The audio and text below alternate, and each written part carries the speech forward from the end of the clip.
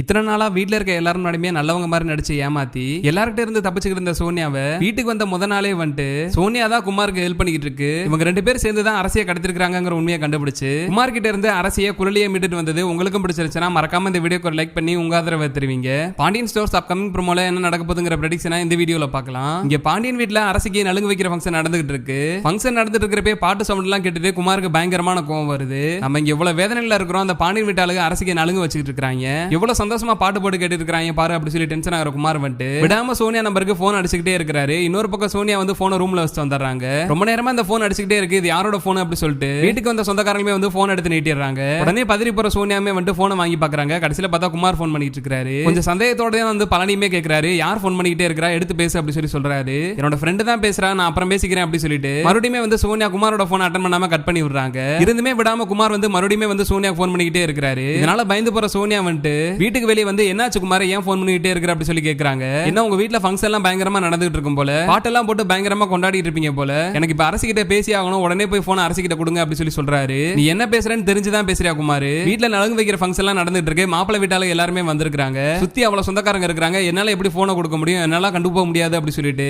சோனியா வந்து பயந்துகிட்டு போனை கொடுக்க மாட்டேன்னு சொல்லி சொல்லிட்டு இருக்காங்க. நீங்க மட்டும் இப்ப போனை கொடுக்கலன்னா நான் வீட்டுக்கு கிளம்பி வந்துருவேன், அங்க நான் கிளம்பி வந்தனா எவ்வளவு தூரம் பிரச்சனை நடக்குங்கிறது உங்களுக்கே தெரியும், நான் அங்க வரது பெட்டரா நீங்க அரசு கிட்ட போனை கொடுக்கறது பெட்டரா, நீங்களே யோசிச்சுக்கோங்க, நான் கொஞ்ச நேரம் தான் வெயிட் பண்ணுவேன், அதுக்குள்ளாட்டி நீங்க போய் வந்து அரசு கிட்ட போனை கொடுக்கணும், இல்லாட்டி கண்டிப்பா நாங்க வீட்டுக்கு கிளம்பி வந்து பிரச்சனை பண்ண ஆரம்பிச்சேன் அப்படி சொல்லி குமார் மிரட்ட ஆரம்பிக்கிறாரு. குமாருக்கு ஹெல்ப் பண்ண போய் கடைசியில நம்ம தான் மாட்டிக்கிட்டோம் போல அப்படி யோசிக்கிற சோனியா வந்துட்டு பதட்டத்தோடய வீட்டுக்குள்ள கிளம்பி வராங்க. இங்க வீட்டுக்குள்ள பார்த்தனா உமையால் வந்து ராஜி கிட்ட, ஏ ராஜி நீ தான் டான்ஸ் எல்லாம் நல்லா பண்ணுவேல, உங்க வீட்டுக்காரக்கா நீ பைக் எல்லாம் வின் பண்ணிட்டு வந்திருக்கிற, நம்ம வீட்டுல இதான கடைசி ஃபங்க்ஷன், அதனால இதுல நீ டான்ஸ் பண்ணலாம் அப்படி சொல்லிட்டு எல்லாருமே ரொம்ப ஃபோர்ஸ் பண்ணவும் வேற வழியே இல்லாம ராஜி வந்து டான்ஸ் பண்ண ஸ்டார்ட் பண்றாங்க. ராஜி தனியா ஆடிட்டு இருக்கு, நீ கூட போய் ஆடுப்பா அப்படி சொல்லிட்டு மீனா வந்து கதிரையும் பிடிச்சு தள்ளி விட்டுறாங்க. இப்படியே பேரா கதிர் ராஜி செந்தில் மீனான்னு சொல்லி எல்லாருமே டான்ஸ் பண்ணிட்டு இருக்காங்க. அடுத்து டான்ஸ் பண்றதுக்காக சரவணனை தங்கமேலையும் கூப்பிடுறாங்க. ஆனா தங்கமேல் மேல இருந்த கோபத்தினால சரவணன் வந்து வரமாட்டேன்னு சொல்லி சொல்லிட்டு இருக்காரு. இருந்துமே அவங்க அப்பா வந்து வற்புறுத்துறதால அவங்க அப்பா பேச்ச மீற முடியாதால வேற வழியே இல்லாம சரவணன் வந்து வேண்டா வெறுப்புல தங்கமேல் கூட சேர்ந்து டான்ஸ் ஆடிட்டு இருக்காரு. இன்னொரு பக்கம் இவங்க எல்லாம் ஆடி முடிச்சதுமே பழனியுமே வந்து டான்ஸ் பண்ண ஆரம்பிக்கிறாரு. இங்க வீட்டுல என்ன பிரச்சனை போயிட்டு இருக்கு, நம்ம என்ன நிலைமையில இருக்கிறோம், இதெல்லாம் கொஞ்சம் கூட புரிஞ்சுக்காம இந்த மனுஷன் டான்ஸ் ஆடுறத பாரு அப்படி சொல்லிட்டு சோனியா வந்து ரொம்ப கோவத்தோட நின்னுட்டு இருக்காங்க.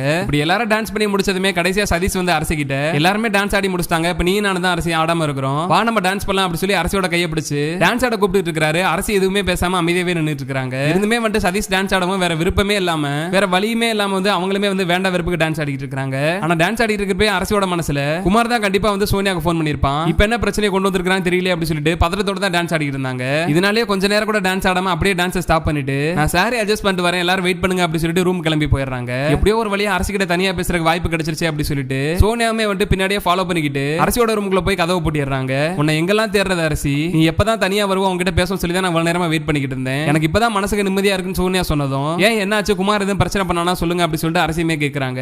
நலுங்கு ஃபங்க்ஷன் நடந்துட்டு இருக்கிறப்ப குமார் தான் எனக்கு போன் பண்ணான், நானும் இவ்வளவு தூரம் போராடி பார்த்தேன், அவன் கடைசி வரைக்கும் விடவே மாட்டேங்கிறான், உங்ககிட்ட பேசி ஆகணும்னு சொல்றான், நீ மட்டும் போன் அட்டன் பண்ணலனா அவன் வீட்டுக்கு கிளம்பி வரேன்னு சொல்லி மிரட்டுறான், அவன் சொன்னானா கண்டிப்பா செஞ்சிருவான் அரசி, நானும் அவன் கிட்ட எவ்வளவு தூரம் எடுத்து சொல்லி பார்த்தேன், அரசி ரொம்ப பயந்து போயிருச்சு, இதுக்கப்புறம் நீ இப்படி எல்லாம் பண்ணாதன்னு சொல்லி பார்த்தேன், ஆனா நான் சொல்றதை அவன் எதையுமே புரிஞ்சுக்கிற மாதிரியே தெரியல, அவன் இவ்வளவு மோசமான பையனா இருப்பான்னு சொல்லி நான் கொஞ்சம் கூட எதிர்பார்க்கவே இல்லை அரசி, வேற வழியே இல்ல, ஒரு போன் தானே பேசுறேன் அப்படி சொல்லிட்டு சோனியா வந்து கட்டாயப்படுத்திட்டு இருக்காங்க. அரசிக்குமே வேற வழியே இல்லாதால குமார் கிட்ட போன் பண்ணி பேசுறாங்க, உனக்கு என்னதான் பிரச்சனை, எனக்கு நிம்மதியாவே இருக்க விட மாட்டியா, எனக்கு கல்யாணமே ஆக போது, தயவு செய்து என்னை விட்டுரு அப்படி சொல்லி அரசி கெஞ்சுறாங்க. ஆனா அரசி பேசுறதெல்லாம் குமார் ஒரு பொருட்டாவே எடுத்துக்க மாட்டாரு. உன் கால்ல கூட விழுந்து கெஞ்சி கேக்குறேன், தயவு செய்து என்னை விட்டுரு, என்னை நிம்மதியா வாழ விடு அப்படி சொல்லி அரசி கெஞ்சுறாங்க. நீ கால்ல எல்லாம் ஒண்ணு விழுக வேண்டாம், என்கிட்ட நேர்ல வந்து மன்னிப்பு கேட்டு போயிரு, என்ன நீ நம்ப வச்சு ஏமாத்தி இருக்கிற, இது எல்லாத்துக்காகவும் கடைசியா என்கிட்ட ஒரே ஒரு வாட்டி வந்து நேர்ல வந்து மன்னிப்பு கேட்டு போயிரு, அதுக்கப்புறம் நான் உன்னை எந்த ஒரு தொந்தரவுமே பண்ண மாட்டேன், நீ உன் வாழ்க்கையை நிம்மதியா வாழலாம், இல்லனா கண்டிப்பா அந்த சதீஷ் வீட்டுக்கு முன்னாடி போஸ்டர் ஓட்டுறது மட்டும் இல்லாம அவங்க எல்லா நம்பருக்குமே வந்து இந்த போட்டோ அனுப்பிச்சு விட்டுருவேன், அதுக்கப்புறம் கண்டிப்பா உன்னோட கல்யாணம் நடக்காது அப்படி சொல்லிட்டு குமார் வந்து மறுபடியும் அரசியை மிரட்ட ஆரம்பிக்கிறாரு.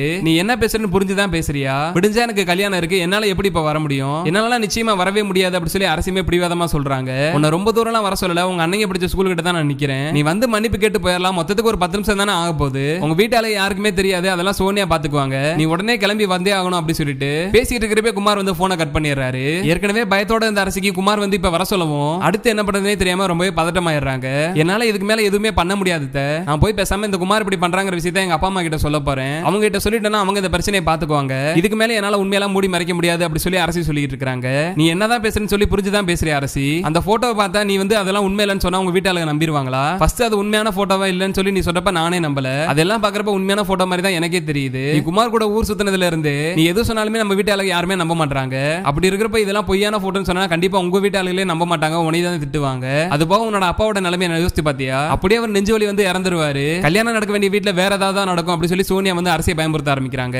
ஏத்த இப்படி எல்லாம் பேசிட்டு இருக்கீங்க, அது மாதிரி எல்லாம் ஒண்ணுமே நடக்காது. இப்ப என்ன குமார் கிட்ட போய் மன்னிப்பு தானே கேட்டுட்டு வரணும், நான் போய் மன்னிப்பு கேட்டு வந்தேன், ஆனா நீங்க தான் எனக்கு கடைசி வரைக்கும் கூட இருக்கணும், அங்க போயிட்டு வர வரைக்கும் நீங்க தானே ஹெல்ப் பண்ணணும் அப்படி சொல்லி அரசி வந்து சோனியா கிட்ட ஹெல்ப் கேக்குறாங்க. என்னால முடிஞ்ச ஹெல்ப்பை கண்டிப்பா உனக்கு பண்றேன் அரசி அப்படி சொல்லி பேசுற சோனியா வந்து நீ ரூம்குள்ளே வெயிட் பண்ணு, நான் வெளியே யார் இருக்காங்கன்னு சொல்லி பாட்டு வரேன் அப்படி சொல்லி வெளியே போறாங்க.